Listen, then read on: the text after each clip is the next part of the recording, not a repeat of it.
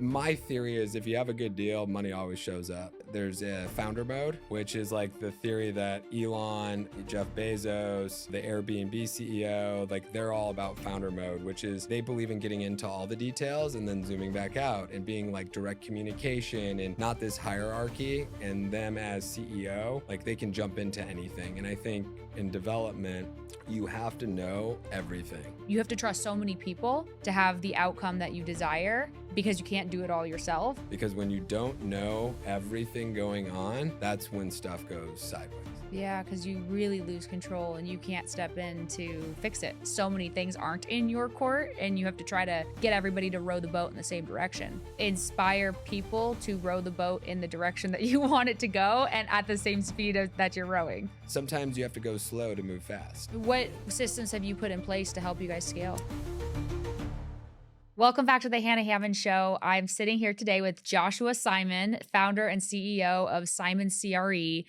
And they are one of the biggest retail real estate developers in the country. And I've been reading about you and I've heard about you through EO from multiple people and I'm super excited to hear your story. And I mean, you've done over 1.2 billion in development nationally. That's it. Yeah. Well, thanks for having me. And I feel like the gray hairs are going to come in after thinking about all of these projects that we've done over the last couple decades. That's crazy. $1.2 billion. Yeah. That's insane. And 2.6 million square feet. Yeah. Is that right? Yeah. Okay. 300 projects. God. So it's a lot of purchase agreements, a lot of leases. Yeah, a lot. It's so funny because we'll get into that later. But it's funny because you started at like the bottom of the market. You started your company in 2010 when everything had collapsed. Everybody was terrified of everything. And then you've gone through multiple cycles like COVID, which was, I'm sure, terrifying as you're doing these massive projects. And then now with all the interest rate environment that we're in and after Amazon and all that stuff, I think a lot of people started to shy away from retail and you just doubled down on it and you've been known to do projects that everybody else runs from. So.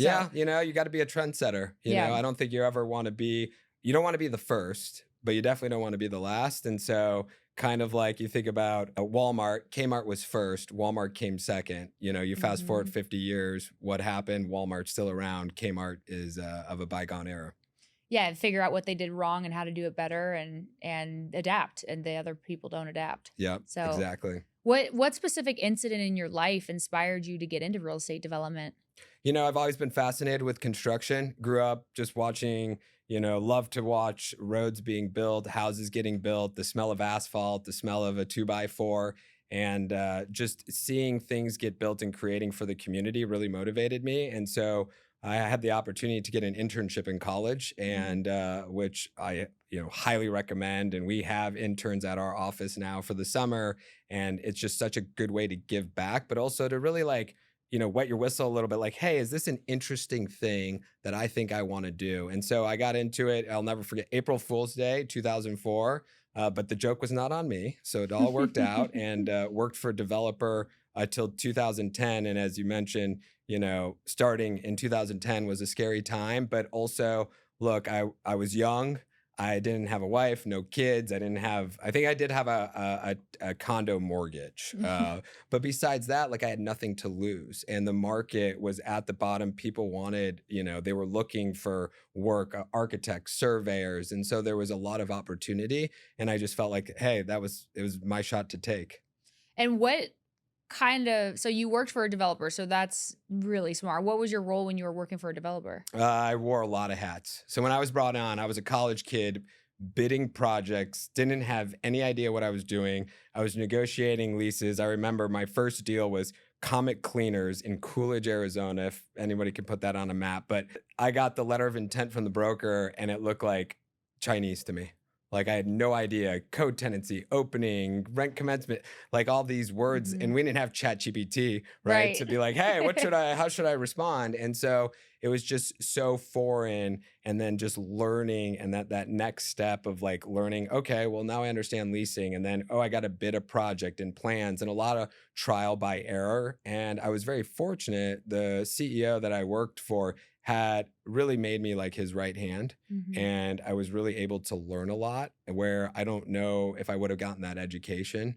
somewhere else. And so I got exposed to a lot of different things across a broad spectrum in the business. Yeah, being that right hand man, because most roles are so segmented, you can't really get a full picture of what's going on. Yeah, So or just ask a lot of questions. Like yeah. we had an attorney in our office, and he actually he works with me now. We've worked together for basically 20 years, Wow. and I would take him to coffee every day that I was in the office and not at school. And I would just pound him with questions. What do we do here? Why do we do this? Why do you do this? And I think that just innate curiosity Mhm. is like so powerful to make you successful in your career. Did you think you were gonna start your own development company when you were learning everything? Was that in the No. back of your mind? No, and it's funny because I talked to our attorney Joe about this, and I never thought that, but he was like, "No, you definitely were." You know, you think about yourself when you're 18. I'm in college. I'm having a good time. You're trying to balance that, and I was like, "Hey, look, I just want to be successful." You know, back then, we still weren't ready for 21, so you couldn't go to the club. But like, oh, when you were right, you wanted to go on like a cool trip or be able to take Yeah. a girl out. So I think really there, your capacity to think bigger is somewhat limited. But what I did always have was like like an unstoppable drive. And you just had that since you were a little kid? Yeah, I walked at 8 months, which my Wow. parents were like, "You little beep," So yeah, I've always been very driven. Were your parents in real estate at all? No, my dad's an attorney. My mom's stay-at-home mom, and I just had a really good, stable upbringing, which I Mhm. think also helped to facilitate my advancement. Mhm. I didn't have any of these crazy, "Hey, I need to have therapy" stories. At least not that I've discovered. Yeah, Yeah. Yeah, that's amazing. I yeah, know I talk a lot about trauma and healing and childhood and how it affects your ability to succeed in life and how, fear can be such a huge driver instilled in all of us. I mean, that's our survival brain, like fight or flight. We want to not lose or not die more than we want to win. And yeah, that's initially what drives yeah. us, right? But that's really cool that you had a good upbringing. Were you born here? Yeah, Chicago, and then I moved Okay. here when I was 12. And so you bring up trauma, and I've thought about this. The only thing I'd say is, I'm still not very tall, but I was like the youngest kid in high school because I'm an August birthday, and so my parents pushed me forward. Mhm. So I was always the shortest kid. And in high school, like I'd get picked on, and I was on the on the varsity football team, and I was like the smallest guy. Yeah. And so I was good target practice, which was fun. But I think that did give me like a little chip on my shoulder, Right. perhaps now that I reflect back. But I think, like, look, your drive, like, it's what you create. And you can take that, the trauma, the excitement, and ultimately, like, I love what I do. It's stressful, it's hard, but I eat, drink, sleep, breathe it. Yeah. And yeah, I think we all have these traumatic things, and a lot of the most successful people that I know, usually there was something in their childhood that being bullied or being abused or whether physically or sexually or having a really toxic family environment or things like that, and it usually drives them. Think of Oprah, like the biggest example, right? Is driving them to just never quit and be so resilient that no matter what you go through, you can overcome it and you're going to keep going Yep. and grow. That's awesome.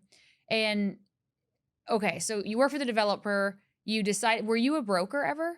I'm licensed broker, but never, when I first went, 2010, all right, there's nothing really going on. And Yeah. so I was doing anything to make money. I was doing some brokerage deals, some Cricket Wireless deals, a men's clothing store. So I was doing some transactions, but like from day one, my goal was to do development and redevelopment. Mhm.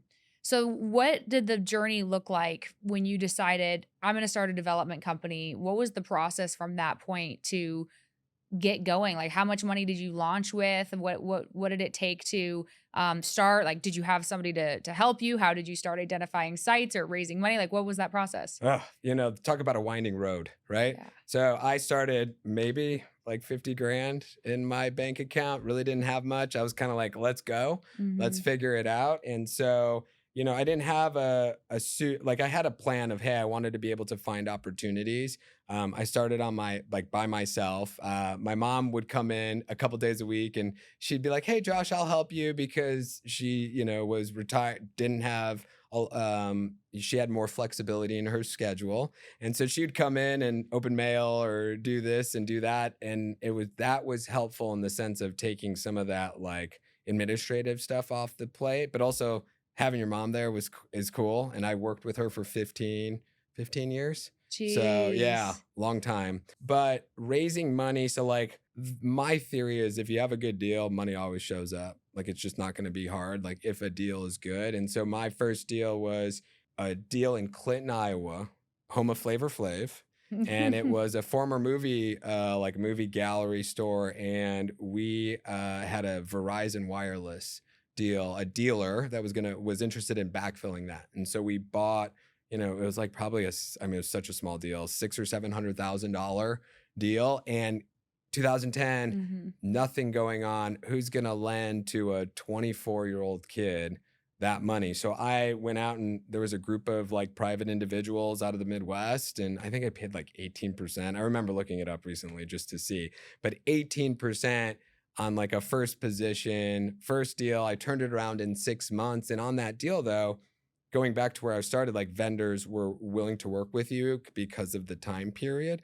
The surveyor, the architect, like everyone gave me terms on payments. So like I didn't have to pay them till closing. Wow. So I got this, like I bought myself like 90, 120 days to be able to basically 100% finance it at closing and not have to come out of pocket. I put up the earnest money. That's insane. So that worked out. And so we were able to slowly kind of get the wheel turning and, 298 deals later. That's insane. That's so cool. It's so inspiring. I love to hear these stories. So you're saying the lenders gave you 100% financing or you raised capital for the equity portion? I didn't do any equity. And so here, my theory, crazy theory, is I don't have any GPs like LP situation. We do bank financing, we get a pref, like a mezz piece, and then I usually put equity in. So we don't share, like, I just believe that like, hey, when I build a shopping center, there's a lot of value that I'm creating in day one. And so for us if you think of this table as a pie, if I got to give 80%, for me, if I got to give 80% up to an equity investor and I'm getting 20% some fees, like that means I got to make a lot more of those pies. But if I keep the whole pie, that's a lot more for myself. And so our model has always been, we're raising, so that deal, going back to your question, is we raised 100% of debt with private individuals. So they just got their interest. Gotcha. And so were you able, because it wasn't structured as a fund? Nope. Was it one person on the deal, like one check No, they writer? did like an LLC, so it was probably like Multiple 6 member people. LLC. Yeah, that put up and like, look, it was a bunch of real estate guys that each put in, call it a couple $100,000 at the time. And you just structured it as a note. They weren't members of the the ownership entity. No.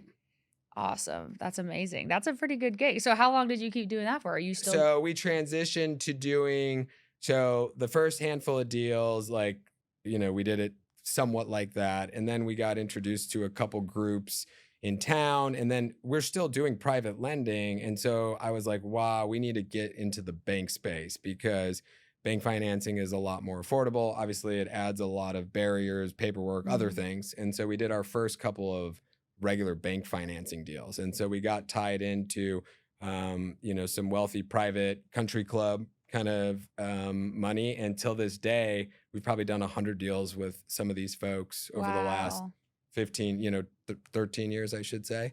So it's been relationship and just repeat business. And like at the end of the day, you got to be a good salesperson in real estate to execute. But like a lot of people are really good at this, but they're not good at the execution piece. And having, whether it's your COO or you being that person, which that's a hard person to put both things together, is so important. And I think that's where we've gotten it right, is we do, I think, a pretty good job on the sales side, but we also do a really good job on the execution. Right. Can't have one without the other. No. Yeah. And I'm just fascinated by this structure of these deals. So for your private investors, you have your bank piece, maybe your mezz piece, and then you have the rest of your equity needed, your 30%, right? Are they still, as you grew and progressed, are they still just doing it as a node in second position or third? Yeah, and really with the 2010 and the Dodd-Frank Act, they have the high volatility commercial real estate loan, and so really you can't structure it as a second. It has to be kind of an unsecured note. That's what I was thinking because the banks won't let you subordinate Yeah, usually. and so So, it's just in like there's different ways to doing it. Like you can do a kind of secured with a membership in like a takeover right in the operating agreement. So I can get I would get removed if I mhm. don't pay him back. There's different ways of doing it, and then fast forward. This is now probably 5 years ago. We had gone to certain groups to get those funds, and like we'd been using them as almost like a broker dealer, like they would make the introductions. Now we started having folks that were like, hey, we want to invest, and so again we would just do deal by deal. About 3 years ago we transitioned it and created our own fund Mm, that we use, and we have discretionary, and those are folks that we've known. Like we don't go out and advertise it, it's just friends and family, right. and so we use that, and that's just grown by itself. So we have that bucket. We go to a third, second group in town that they'll bring in funds, and then we have our own capital now that we also deploy. Okay. And were you, I know you said in the beginning you weren't putting any of your own capital in. Did you start putting your capital into the deals as you grew? Yeah, and now we do, and I look at ours as like we have, like I have a number like I have a cash number that I sleep better at night, Mm-hmm. and so that we always need to be at. But like mine is second to making sure our investors get, we can get investors into deals, and so a lot of times I'll put money in. Somebody say, hey, we want to invest, or a deal sells, so we'll have to move capital around. So there's like constant transactional volume. Like That's, we'll probably do, oh, I don't know, this year it depends, but 34, 30 sales. jeez. So, and when you think about in commercial retail, that's a lot, Yeah. right? And Yeah. so Cause these there's, are whole centers. yeah, whole Yeah. centers, or maybe it's a Starbucks. And so like for every purchase, if we're buying 20 acres, we'll develop it and we might sell it off in 8 pieces when it's fully built open. We'll sell the Starbucks, we'll sell let's say the gas station, we'll sell the gym, the grocery store, all separately. Okay. Interesting. So are you doing like, you're just carving out sections of the project and leasing them up and then selling? Yeah, and so the way we try to look at it is like I look when we close for us, because we're going higher leverage, how do we immediately take risk off the table? Mm-hmm. And how do you do that? You sell off risk. So we might do a forward takeout with a group if it makes sense. What's a forward takeout? So somebody, let's just say I have a signed lease with a grocery store or a fitness use. I can go to a capital provider and they'll say, hey, we'll buy this at this cap rate and we'll close now, or hey, we'll give you a commitment to buy it, and then you can use those funds to lower your cost, your equity going into the deal. So you kind of do simultaneous closes. Mm, So you really orchestrate some crazy financing stuff. And so that's where my mind goes, is how do we lay off risk immediately? So somebody's going to say, oh, you're high risk, but I actually say, hey, the way we look at risk is it's short term. And so like we're not keeping things going for a long period of time. So we'll sell off most of those pieces right away. Right away in real estate terms, meaning yeah. like within 12 months, let's say. Right. Yeah, because I want to talk about that, how you mitigate risk. Because obviously, I mean, for me, my biggest fear of development is the risk. Like these are long projects. Yeah, what's your average timeline for a total project from start to finish? Well, from the time you talk about it or the time you close? The time you submit an LOI. Yeah, so like it could be 3, 4, 5 years. Yeah. I would say most of them, you're probably like on a decent sized project, 2.5 years. On a smaller project, a year and a half from LOI, from close to the first sale.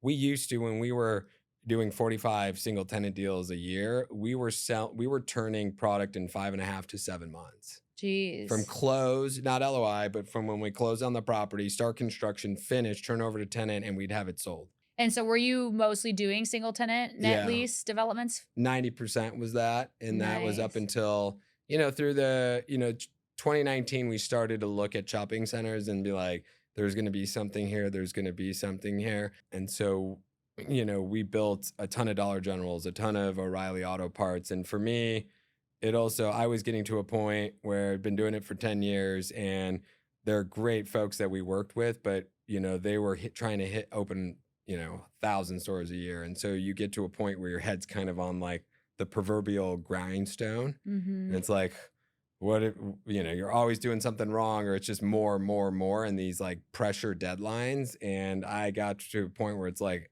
I don't want to be in this pressure cooker. And it's also, when you're developing single tenant, there was a lot of folks coming into the business, and even more in the last few, I guess pre-interest rate run up.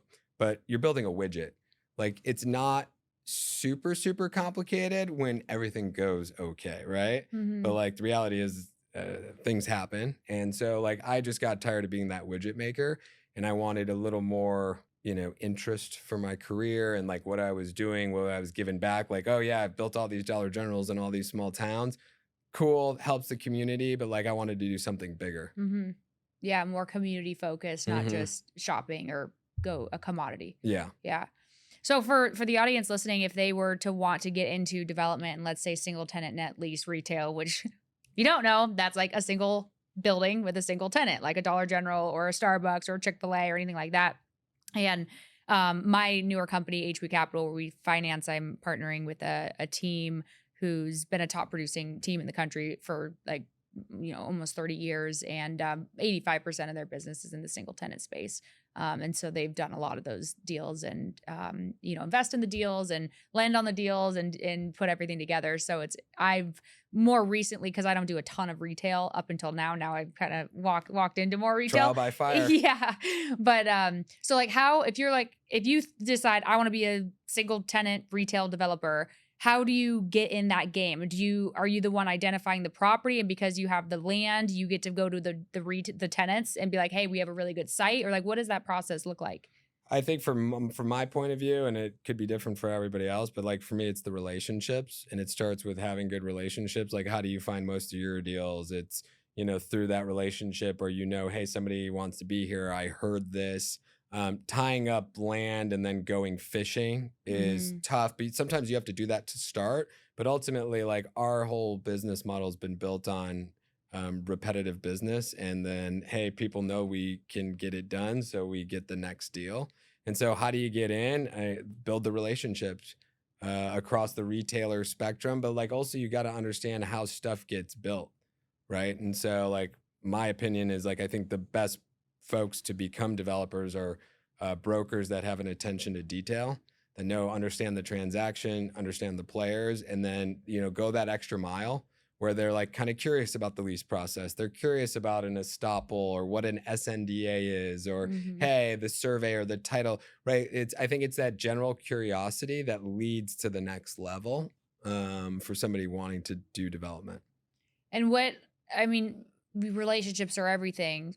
But when you don't have experience in the beginning, right, you don't have a track record, how did you overcome, if you're going to, a Dollar General, how did you convince them to work with you? Or what was your value proposition of, hey, give us a shot on this project versus because they already have developers that they'd worked with in the past? So you got to squeeze your way in on those first ones, right? It might be, that you heard that they need to be at that site, and then you just become persistent. On Dollar General, I had done a couple in the past. There was a new kind of regime. I heard that they were looking, it was, I think, in your Kern, California. And so I did all the research. I found the site. I just hammered on the Dollar General person, great guy, had been in the business for, 30, 40 years, Chuck Perkins, and finally got a call back. And he called. I dropped what I was doing, right? And I had to go right into the pitch of the why. And he gave me a hard time. It was great, and I was ready. But he kind of took a liking to me, right? And so I think it's like, how do you connect with people and then follow up? And ultimately, like, how are you making it an easy transaction, right? Who do you want to work with? Who do you want to talk to? People that are like, it's easy, right? It feels easy. Yeah, sometimes it's tough on your side. Sometimes it's tough on mine. But like, I try to make it where I'm going to be very responsive and quick and easy to work with. You're not going to always like what I have to say or my answer, but I'm going to be very responsive. Simon Speed. Simon Speed. There you go. I heard that you coined that in your Oh company. yeah. Simon Speed. My Execute it, team Simon hates Speed. it sometimes, but you know, I will say sometimes you have to go slow to move fast. So I'm learning yeah, that. yeah, Yeah, sometimes if you are you can't see the forest through the trees, you yeah, know, and if you're just sometimes we're climbing up the wrong wall. Like yeah. we have the ladder, we're climbing it, but it's on the wrong wall. And then we get there and we're like, oh shit, this is the wrong wall. I need to go all the way back now. Yeah, and sometimes you have to have patience. Like, hey, I know this is going to happen, right? And so some of that's that confidence, and oh, I don't want to maybe lease that space, or I don't want to sell this pad. Just wait a little bit longer. I've learned that in the last, few years, like, especially as our real estate, we're talking about Dollar General, O'Reilly, which good real estate, but our real estate profile just really much better real estate for Target, a Sprouts, a Whole Foods. So our profile has gone up. So I've had to relearn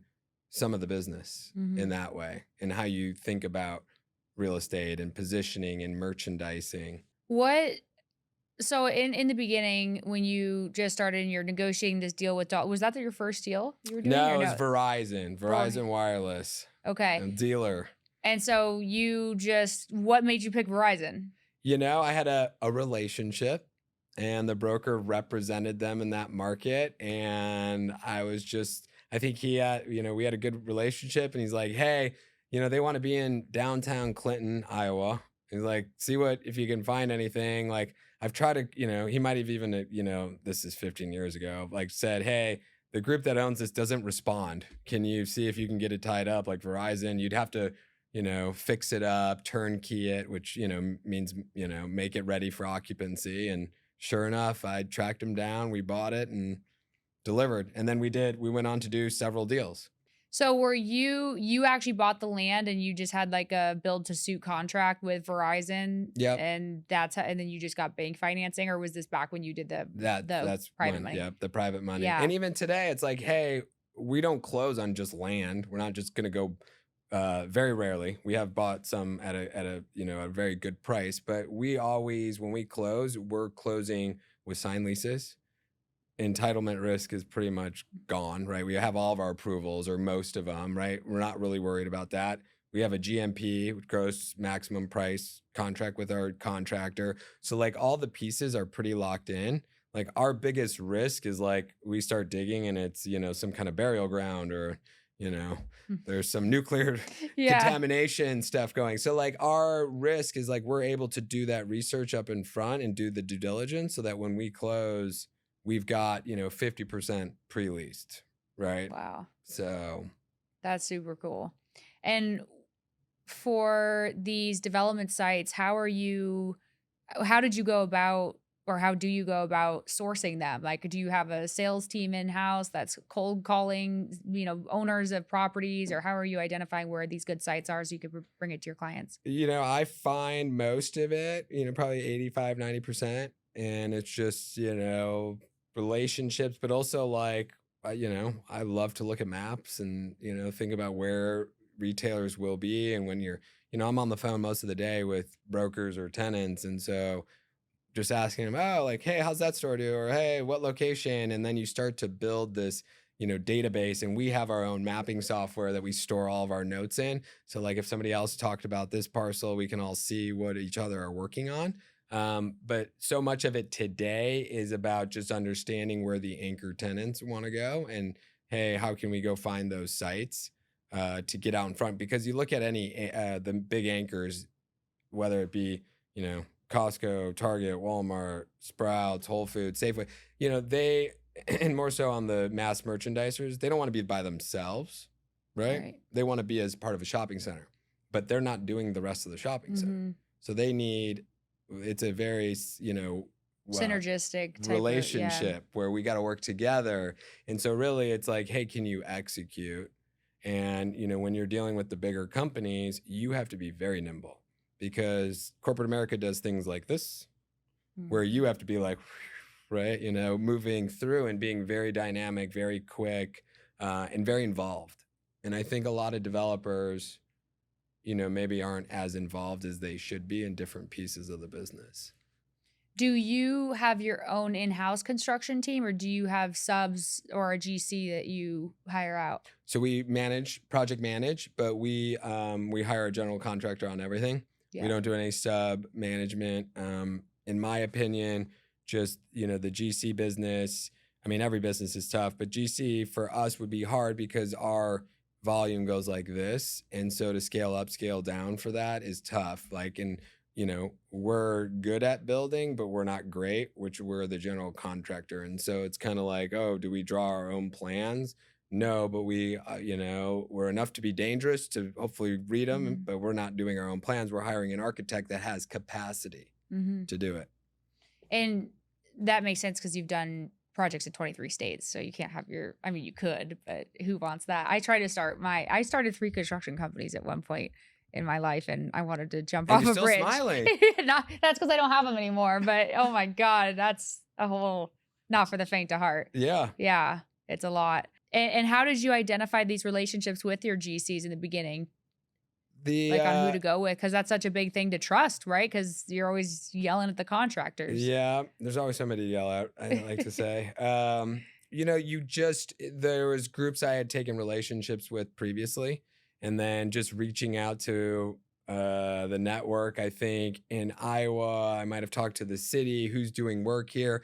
And look, in 2010, you had a pretty good picking. There wasn't a lot of people super busy in commercial real estate and commercial real estate development. Where I think the bigger challenge had been in 2020, right? Where you had COVID and figuring out who the right group is, and are they have the right subs? And that time period was probably the worst in 15 years. And then today, as we sit, June of 25, it's gotten a lot better because people are getting hungry Mhm. and they're looking for work. And so we're starting to see time frames come in. We're seeing costs come down a bit. And so the dynamic, the balance of power, I think it's fairly even. It might even be going a little bit in the developer favor, which, after the last 4 years, it's like, thank you. Mhm. Yeah, because it's been rough these Yeah. past 4 years. Yeah, and it's not all the general contractor, the subcontractors, right? And especially in certain markets like Phoenix with TSMC and like all this other business, it would be hard to keep subs on the jobs, right? And getting just materials and whatnot. So now it's gotten a lot better. And I'd say today, like I think our biggest challenge is how do we build faster? Like we want to Mhm. get the time periods back, but really just being very thoughtful on a merchandising. And, today as, credit starts to get questionable, and not like super questionable, but just, hey, who's going to be okay? Who's going to be not okay? We're being way more cautious as we do deals. Like who's the best in class retailer? How do we structure the deal? Being very smart with that risk. Yeah, because there's so many factors that aren't in your control, Yeah. like the company, the retailer, and the quality of their credit and their guarantee or their lease or whatever, the developers and the subcontractors and their ability to deliver. I mean, there's just so many things. I was talking to a friend of mine the other day who's also he's a storage facility developer in the mid Northeast, and it's just you have to trust so many people to have the outcome that you desire because you can't do it all yourself, but it's such a uncomfortable feeling to know that so many things aren't in your court and you have to try to get everybody to row the boat in the same direction. And that's been my biggest difficulty is the people piece. Like how do you inspire people to row the boat in the direction that you want it to go and at the same speed that you're rowing? I mean, my past employees would probably say I'm not the right person to ask. I would say it's been a long journey for me because I'm very type A. I want demanding, very involved. I think, I've learned a lot in the last few years. And, now we're at an organization of, we got 42 in office, 8 actually out of the country.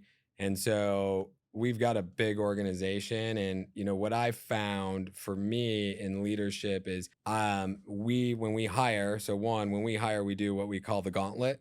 And so you interview like a normal process with the manager, but the last step, and I don't really interview anybody now, but the last step is volunteers from different departments come in, and it sounds more scary than it actually is, but they'll ask you like questions, not about your job, but just you. And then they all vote, Google Forms, submit, like, is this a person I want to work with? Is this a person I'd have a beer with? And then any comments. And I think we went against the form one time.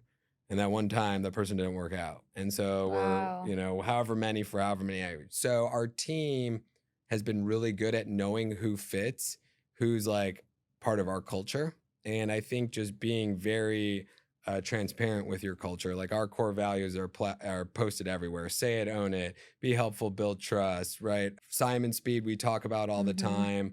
I'm not shy about saying like what kind of manager I am. Like there's a founder mode, which is like the theory that Elon, Jeff Bezos, the Airbnb CEO, like they're all about founder mode, which is, hey, they believe in getting into all the details and then zooming back out and being like direct communication and not this hierarchy. And them as CEO, like they can jump into anything. And I think in development, you have to know everything, because when you don't know everything going on, that's when stuff goes sideways. Yeah, because you really lose control and you can't step in to fix it. Yeah. That's what I felt when I was doing construction. I'm like, I don't know how to put this glass commercial door in or whatever. Like I have to rely completely on other people and I don't have the answers. And that was a very, very bad place to be. Yeah. Yeah. And who was the first key hire that you made other than your mom? My mom, Yeah. obviously. Yeah. There's been different people over, different time periods. Like Jeff Carpenter has been a best friend and a partner in our business. He's been with me for 10 years and like a great person to lean on, and very much like me, but like can also challenge me. Our attorney, he's done pretty much every one of our deals. Another MVP I'd say is the chief of Josh, which is my EA, and just keeping. I'm super organized, but like she adds this level of ability to free the noise from my calendar and my life. And so like, I think those are the big ones. And then obviously finance, and we have a terrific finance person and our head of ops. So like really our core group has been really good, and it's taken a while to get there. Like, I haven't always been the easiest boss to be around. Yeah. I can imagine. I mean, no one is. Every Yeah, boss but I has think their like, look, things, yeah. you get to a point where you realize that, and I think like my learning is, I have calmed down, and I think too, it's like we're in a way different spot. Like the pressure I have now, even though it's much bigger from a size of project and then just the sheer volume, it feels so much less, because it's like, well, I got this one project that's this big versus doing 30 smaller ones. And so for me, I would rather today take that one. 4 years ago, I'd be like, oh, he's an idiot. Do the 30 smaller ones. Yeah. Yeah. Because I mean, conceptually, you think it's like an apartment complex, right? Well, if one or two goes bad, the other ones still go good. But if you have one big project, you're screwed if it goes bad. Exactly. Yeah. So, and that was my logic. But then, now you think about it, it's like, okay, but if I own that one center and it's really good real estate, you have an interesting control onto the tenants and the replacement and the merchandising and adding value on a much longer term time horizon. But we sell 95% of our stuff. Yeah. So, which is an important thing. Like how? Well, we turn the capital so fast. So yeah, you're not holding it, refinancing and paying people off. You're just turning it. Do you regret doing that, or you really feel good about that model? Nobody ever went broke making a profit. Right. Yeah. I love it. Yeah. And so that's been ours, because we do high debt. And so like we need to turn that capital. Like, look, we're getting to a point now, we've grown. I think we own about $700 million of real estate today. Oh my God. So where we had 0 15 years ago, and we don't have, partners. So like we've really taken off. And so like we will slowly continue to hold stuff, but like we'll probably sell off, hopefully.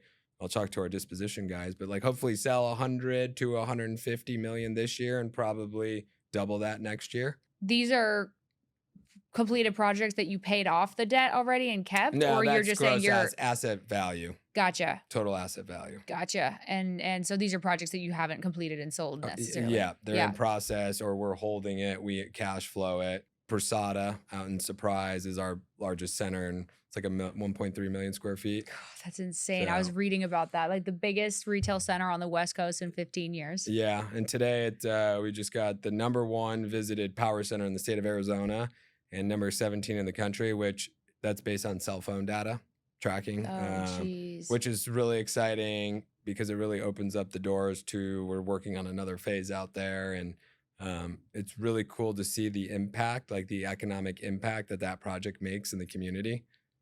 I can only imagine what that feels like.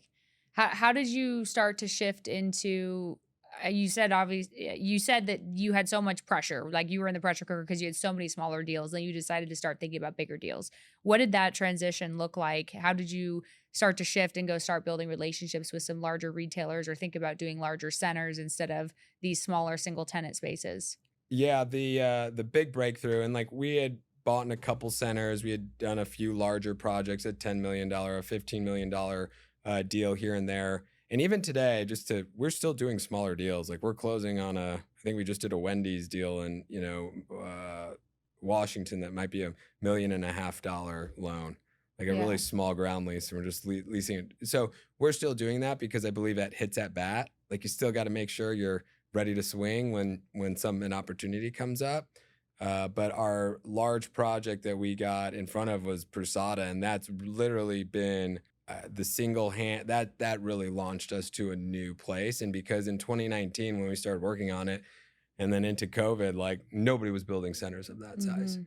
And so I think from the relationship side, we just started talking to these tenants, and nobody was talking to these tenants about new construction. Everything had been like, oh, I've got a vacant box. You want to Mhm. backfill it?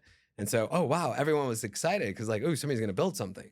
Yeah. And so that's how that conversation started. And we've really been able to take that and just amplify that across. And I think, building through COVID and these retailers seeing you do that. And like, I mean, that was a tough period of just how incredibly difficult everything was. And then you look at where rents are. Rents were, on a junior box, so 15,000 square foot tenant were $14, $13 back then. Like, let's just say today that's, at least 50% more. Yeah. And so it's crazy in that amount of time, just how much everything's changed across the whole industry. Right. Where were you at in the process when COVID hit with that project? We just signed the contract. And No so, shit. yeah, I was like, I mean, it worked out perfect, but well, we were on a time frame, and so like luckily our seller was a partnership of Red and Macerich, Mhm. and so they were dealing with the same stuff that we were. So it's not like they couldn't, they were dealing with closures and COVID and all that, and so we were able to get more time and restructure the closing where we were able to kind of phase it, which was really the genius. Like go back to creative deal structuring. That allowed us to take it down in pieces. So that way we could get the leasing up, get our financing closed, build the next. So like we phased that out. And so that really helped us tremendously because I don't know if we would have been able to do it if we had to just close on the whole thing and start. what was your acquisition price on the Ooh. land? There was 84 acres that we ended up buying at like $7 a foot over time. Mm-hmm. But like I look at like the total cost. I think our initial loan was 70 or 80 million on that. 80-ish, 90-ish million on the phase one. The next phase was 40 million. We just did another $45 million phase, and our last phase is probably about 45 million. Jeez. Yeah. So what do you Actually, think 70 million was the last. what do you think is the all-in cost and what the value of the project will be at completion? Is it completed yet or not yet? Most of it is. It's probably about 85. Like this, good chunk of it is. We're opening up Nordstrom Rack, DSW, Old Navy. We just signed a lease with Sephora, and Target just opened, and we've got so there's like a component that is coming, and then we've got another phase that we're getting ready to roll out. Total NOI when it's done, I would say it's probably around 15 million. And so I've taken everything I told you about breaking everything up, spinning it off, threw it out the window there. And I said, I'm going to keep everything together. And in different, we've recapped that deal. And so we brought in a partner who bought in 50% on the completed, and we like contributed the property into a new partnership. So we're able to retire all of our mezz and our construction and we got a life co loan and got somebody to buy 50%. So Wow. it's like a really unique structure. We're going to execute with another group on another piece of it. And so we'll control, 15 million of NOI and most of the out parcels. And so I think it could be really interesting because you look at like a Blackstone, or, BlackRock or whoever that's buying, bigger deals. Those used to be the malls, Mhm. and nobody's really, typically buying. That's not a hot commodity. But if I can tell you, you got, hey, 50 million NOI that you can go put out, several $100 million in one place, that's interesting for a bigger investment manager. Yeah. And are you thinking like a 5 exit cap on something like this? Yeah, I would get, like, who knows, timing, but Yeah. I probably in the, high fives, low sixes. But at that point we'll have, depending on when that happens in the future, but also we're not in a hurry. Like Hmm. we've got long-term debt. I really like the real estate. Like we're not in a hurry. And I think that's a really good legacy property. We got bonus depreciation on it. So, it's going to cost me a lot to recapture and sell. So like, that's one that I think you hold your trophies. And Hmm. that's, to me, is our trophy. Yeah. So that was in 2019. So that was back when bonus depreciation was 100%, right? Yeah. Yeah. But by the time we completed and put in service, it was phased over time. So we got the initial, I think, year at 100, and then it went down, you know, a couple of times over the last couple of years as we finished different phases. I sure hope that comes back fast because it's Right? not looking very good. I know. 20% next year. I know. But Oof. again, going back, you have to do things knowing, like, people are worried about tariffs, recession, and average recession lasts 18 months. That's how long it takes us to build a bigger shopping center today. So it's like, look, you got to look longer term. Like, do you believe in the US? Do you believe in Phoenix? Do you believe in the tenants you're working on? And all that stuff that's happening on a day to day, it's just noise. How do you navigate these risks with, tariffs and interest rates right now? I know so many people that are upside down in their projects, whether it's developments or value adds or whatever. How have you mitigated that as you continue to develop through these crazy times? Well, luckily, great question. Retail never got to, the cap rates that multifamily and industrial Mhm. were. And so, like, we've always been kind of that 5 to 6 to 7 handle cap rate group. And like, our cap rates might have moved now 50 basis points, but like our transaction size of under, if we're selling off out parcels, like those are still sub 6, sometimes even sub 5, depending on, like a McDonald's or a Chase. And so we were able to manage because we're turning it so quickly. Like we were, hey, we're just, we're not like figuring like, oh, we're gonna raise rents and sell at a 4.5. Like I thought that was all just kind of Mhm. magic, hocus pocus. That was all financial engineering. Like I've always seen that cap rates should be in that, mid to high 5, 6, low 7s, depending on what it is.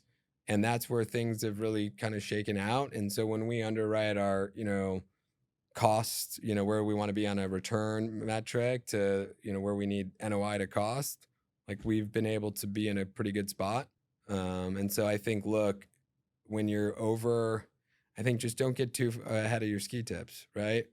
Make good decisions, especially early on, if you're trying to do development, because one bad decision early on can really set you back versus you fast forward 250 deals. If you make a couple mistakes, you got some room. Yeah, to pay for it. It still sucks, but Yeah. you have room to pay for it. What are some of the biggest mistakes that you've made or that you have seen other developers make in their businesses or in their projects? I think just not being in the details, that's a big thing. And for me or for everybody else is just not being in the details. And sometimes, pigs get fat, hogs get slaughtered. When you have a deal to sell, like there's some I should have just taken that cap, and you wait sometimes. And I think just being realistic, and, our business is such an emotional business. It's such Mhm. an emotional roller coaster. Is sometimes don't send that email, don't make that quick reaction. And, just today I kind of had, a mini breakdown and I literally was like, got off the phone. I was like, oh, that was not who I wanted to be. Called back and apologized. Like, Mhm. hey, rough day or rough moment. You caught Mhm. me. And I think I wish I would have been doing that before. And so, like, looking back and making just that constant assessment. And, I've really tried to ask after each call. Like we just had a call with a national retailer today. And after the call, I asked my team, how did I do? Right? Like, what did you think? Any feedback? And just, so that you get that constant, hopefully improvement. Yeah. Yeah, the emotional intelligence aspect and the awareness of yourself and the connection to yourself and being able to manage your responses and your tone and like every little thing is, I think, one of the biggest attributes to success that anybody could possibly have. It's so important. And you do meet like the really asshole people that have just made it through fear force in life, I but know. who wants to be that? There's Yeah. cats that have more than 9 lives. Yeah, yeah. Yeah, exactly. That's pretty incredible. So on the I guess like in the underwriting, because this is what always scares me, right? Is how do you underwrite a deal to not be overly risky? Because you have to assume, well, what if the cap rate drops, in 3 years or 5 years when this is developed, or what if are you only doing debt that's fixed rates through your development project? Or are you It's all doing floating? floating because it's construction. It's Yeah, very hard to get fixed because, what's your draw schedule? So we're yeah. always on floating, SOFR plus whatever. And so how do you navigate like right now when rates have gone from 3 to 6? That's a massive effect to the project. So how do you navigate that? Well, the cap rate hasn't changed as much. And so, yeah, going up, our interest, expense went way up because you went, SOFR, nothing, right? You're paying Mhm. 3%. You're all on floors on your Right. interest rate. And then you went up to, 8, high sevens, I guess, depending on if you were on SOFR or prime. But now costs have come back. They've been stable for a while. You know what your interest rate exposure is. And so, how do we navigate it now? It's really like underwriting the real estate. It's got to be good real estate. Underwriting the tenant credit.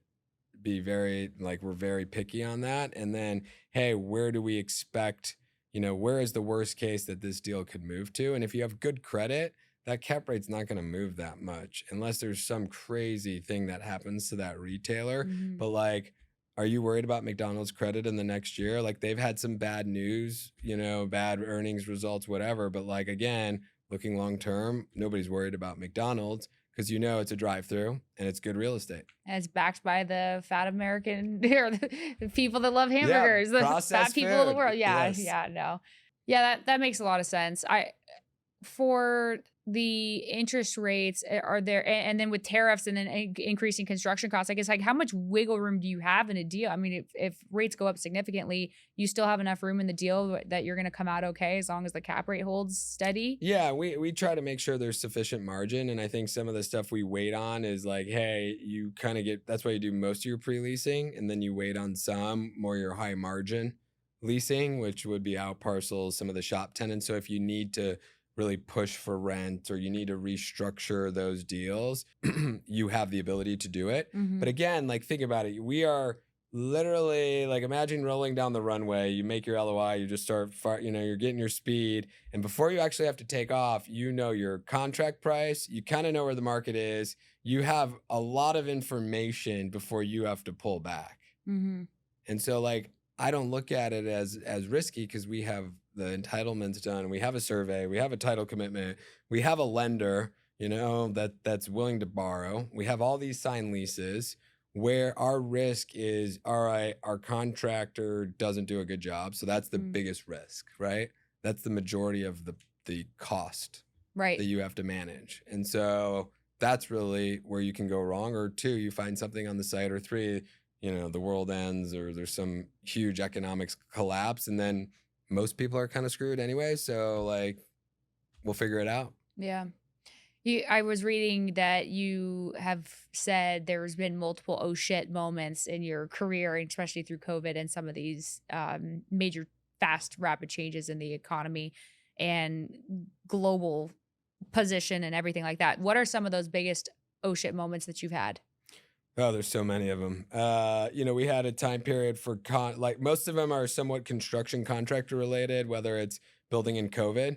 And like just, oh shit, how are we going to build? And oh, the prices are way higher, and trying to keep that deal going. And how do we figure it out? Because we're locked on leases, and how do we make everything work? we had a contractor that was moving funds from one project to the other and forging like lien waivers. And so like we really cleaned up our process on how to verify. And so like there was a bunch of liens on a project and we had paid the money, but the Oh subs never shit. got the money because, so it all got worked out. But that was one. And then, last fall we fired a contractor off of multiple jobs just for non-performance. And, that and I think we're in litigation on Mm. that. But again, that was something we can do better job of picking the people we work with. And that goes through our vendors, that goes through our employees. Like, how do we set a higher standard? And I think when everyone was busy, standards dropped. Yeah.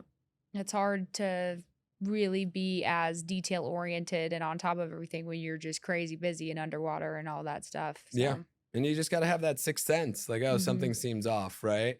And be ready to act and just, again, move fast. Did you hire a COO? Like, did you kind of hire from the top down where once you were ready, you hired a COO, or did you hire, director of operations or a operations manager first and then hire up from there? My team's gonna laugh.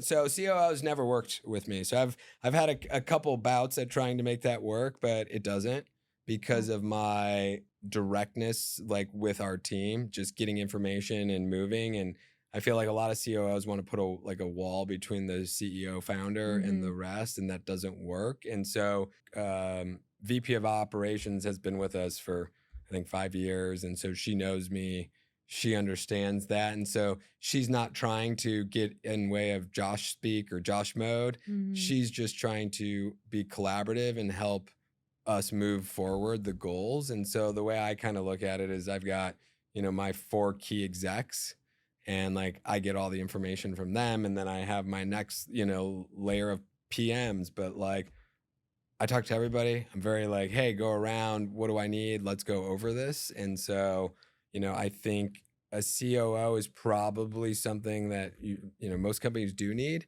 but it doesn't work with the way I like to manage. Yeah. And you have your VP of ops.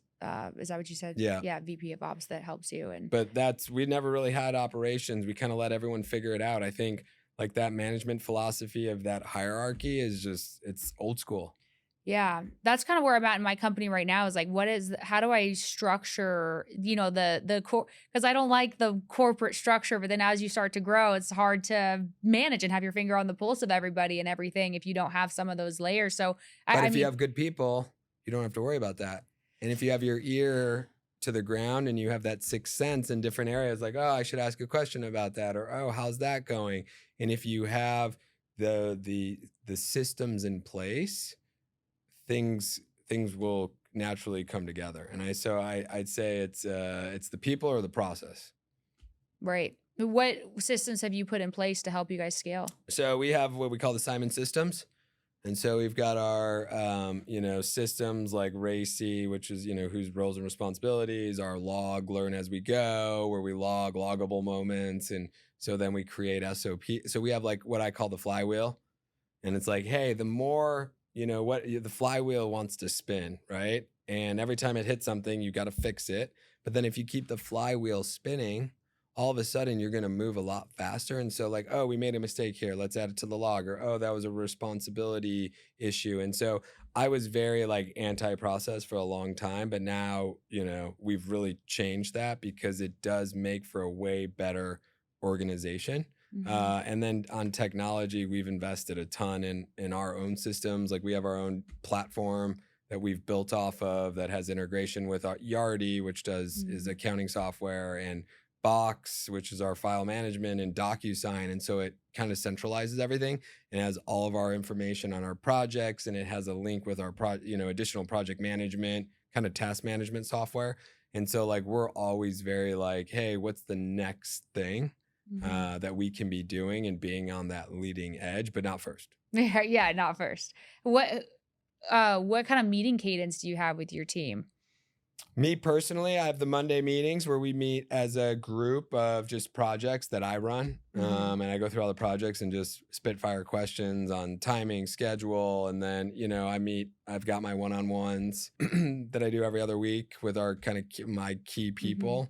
But then outside of that, it's mostly tenants and, project or this project or go meet with a council member or, economic development.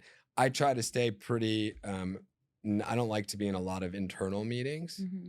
I'm very much about providing communication and getting in and getting out and sending, lots of looms. My team loves all my looms, which is like a video software where you can Yeah. record your browser and I can record what I'm saying so you don't have to, because a lot of things get broken down in communication. Like if you text me like, hey, you're driving, you're gonna give me like one sentence, right? Like Mm-hmm. you're at a stoplight. But if you could talk that text, which you now can, you're gonna give me a lot better directions of, oh, turn left here, and then, oh, watch out, this person might, not open the door. And if you use the bathroom, it's at the end of the hallway, those types of things. And so I think, where I've really tried to do a good job with our team is give that verbal, but also show them something so that they get way better instructions from me. Yeah. Yeah. The loom is amazing.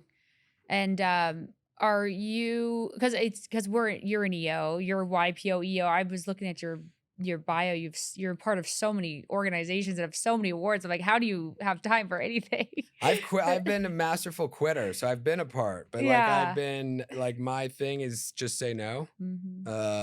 Now I have two young children. I'm turning 40 in August, which is a crazy milestone. But I really want to be around, and my children and I know that like this is the time, like under 3, to make that impression. Hmm. And so, but YPO, well, EO I was in YPO and EO have been amazing, and currently YPO, like I love it, and I think like any of those groups, like a mastermind group, but the YPO EO experience and being in a forum where you can kind of just put all your, you know, thoughts, fears, excitement in a group of your peers because it's lonely at the top. Yeah. How has that changed for you as you've continued to build wealth and build a bigger company, like the isolation and the loneliness? It's just lonely in the management because like you're the CEO, like you're the decision, like it's your decision, right? And you can ask your team what they want to do, but ultimately it's you. Like Hmm. I don't have a true, like my 50% partner. We started this company. We would have never stayed partners because probably wouldn't want to deal with me. But luckily I have a wife. But I think for me, it's not the loneliness or this. It's just now for me, I'm just so driven that Hmm. like I just love what I do. And so like it keeps me moving forward. And I love, it's changed. Like before we do it for money. And then all of a sudden, I at least for me, it's like now it's like I'm having fun and I'm seeing my team grow. I'm seeing, us all the results. And like, Hmm. look, the money's a great byproduct, but like that can't drive you forever. Right. Because once you have a certain amount of money, it doesn't change your life at all. No, and Yeah. and now what you can do is get back time. And so I'm a Hmm. big fan of how do you, buy yourself more time? Because we all have 24 hours in a day. And so like how do we just I live a mile from the office, right? My efficiency drive like is crazy. We built our house, my car to my closet so I can drop off my stuff, change to before I go into the house, right? Thinking about like how I'm gonna move Hmm. through the space and like how are we going to shave off a few minutes here and there. And so like I'm a productivity hat like nerd about those things. I love that. Yeah, I'm the same. Did you read that book, Buy Back Your Time? Mm-hmm. It's so good. And Yep. 10x is easier than 2x. Oh yeah. So good. So And good. Who Not How? Yep. Oh, life changing. Yeah, I read that, and now my assistant does all my emails and all my personal errands. I haven't been to a grocery store in I years. haven't done email yet. That's a bridge for me that like is I don't know, like the email thing to me, I haven't been that accommodating to my assistant to let her in on that. Yeah, well, it's like you still have your box that you have to do, but it's filtered through, so you're not But it doesn't filtering bother you through. that you don't see everything just to know a little bit about everything? Well, if it's just a little bit of, I mean, she covers, so we do a 1 hour meeting every day, me and her, and she goes through any emails that came through or any requests to schedule or Got it. podcast requests or things like that. So I have a finger on the pulse. But when it comes down to the responses and the replying and the scheduling and the saying no, like she handles all that. And also, I'm really bad at saying no. So she helps me say no Oh, there you because go. I have that gatekeeper. And if it were up to me, I would just say yes to everything, but I don't have time. So it really helps. But yeah, I still have the finger on the pulse. It's not like I don't know what is going Yeah. on. I still see. I would love to give up the email. Don't get me wrong, but like, I just know I couldn't. Yeah. Yeah. Not I think yet. it's really hard for some people, but it saved me 2-3 hours a day. It saves me just Yeah. having her in my box managing stuff and in my, social media So I accounts. unsubscribed to everything. So at least I don't get my junk mail has gone to like where it would get like 500 a day That's to where I'm another at, four. Yeah. I literally just decluttered. And so one goal I had this year was cut 15% of the noise in my life. And so that was a big chunk of it. That was, I think, just the anxiety of like getting out of something and being Mhm. like, even if it's just junk, it's in there, right? Right. It's like, oh, got to check something off the list. And so that was a big one for me. Yeah, that's a big one, getting rid of all the junk. But yeah, Pace Morby, do you know, I don't know if you know Pace Morby. He's a bigger like residential guy and investor and has the sub 2 community. But he told me something. His EA, every single year at the end of the year, she goes through his whole calendar and makes a list of 100 activities that he's doing. And her goal is to get 80 of them off I love his that. calendar. Yeah. And so every year, just more efficient, and driving him to one of my mentors. I actually interviewed him last week. He's a billionaire, and I was asking him some things, and he said, "What part of the arrow kills the animal?" And it's the point. And I've said this multiple times, but it's like as much as you can get closer and closer to your point, like your highest and best use of time, your true gift that nobody else can do but you, where that's all you're doing, and everything else gets delegated to people where that's their point and that's their best thing. And so I always think about that as like, what can I take off my plate so my point is the relationships like this. I can't have my assistant or anybody else come sit here right now. And this is also what I love the most. And this is how I build relationships and learn and grow. So it's just you're just always thinking about efficiencies, Exactly. processes, and systems. Yeah. But I also would add that you still like, I like to know a little bit about everything. Yeah. So you're kind of dangerous in like I know a little bit about finance, accounting, all these pieces that make up the whole puzzle, because that's where you've got to be careful, is if you have where are your blind spots and making sure you understand them. And as much, I agree. Like I like to do this type of stuff, make the deals, but I still like to kind of dig into some details to be curious. Like, how does that work? Yeah. Well, and that's part of your point, is knowing the details. And that's part of the time that you allocate for yourself to dig into that stuff. And it's a terrible feeling to not know how to do something or not know what's going on in some aspect or sector of your business. And that's where the processes and systems is so amazing, because like I use Monday.com. I've been working on building that out and fixing it over time and really make it custom. But when you could just open it up and you see a full dashboard of exactly where everything's at, what the stage is in, who's representing it, what commissions are being paid out or coming in, what's got canceled, where the leads are coming from, like on one page, it's really makes it a lot easier to have that finger on the pulse and be able to click into anything.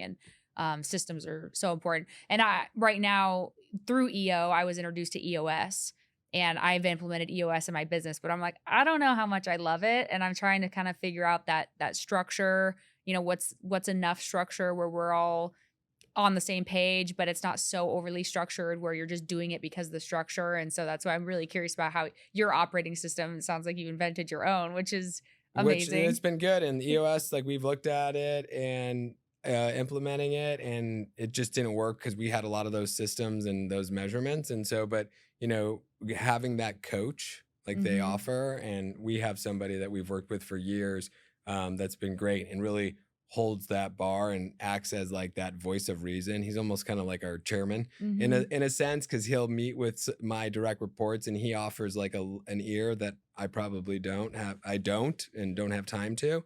And so I think that's really, be curious about that, and hey, where that can lead your business. And maybe in a year you're like, oh, I don't need that, but it'll probably challenge you to get to that next level and get thinking about the systems that like, oh, I didn't really think about this way. Yeah. It's interesting. And that's the stuff I don't like I the know. operational detail. Sitting in a half a day meeting, planning meeting. like nails, chalkboard. I just want to create. I just Yeah. want to go create. Yep. That's all I want to do, but be an artist in business. What is the biggest setback that you've had?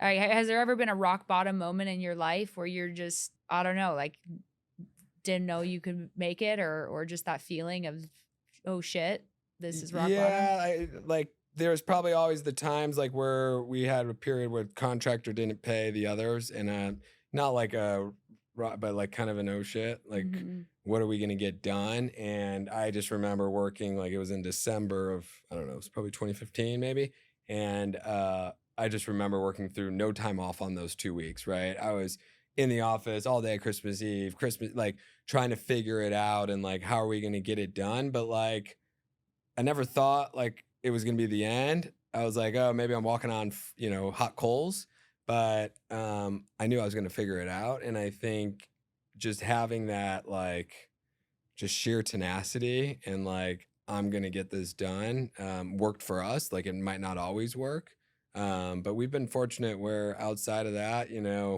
we have not had those real existential moments, little moments. I'm always afraid of stuff. Like I'm afraid of Mhm. every day. I'm like, oh Yeah. crap, we need to watch this, or oh, we need to be careful of this. And I think if you're not, then life's kind of boring. It is. What else is there to do Yeah. if you're not playing the game? Yeah. It's That's such a exactly fun right. game. It is. It's a It crazy is. game, but Yeah, it's real fun. life Monopoly. Yeah.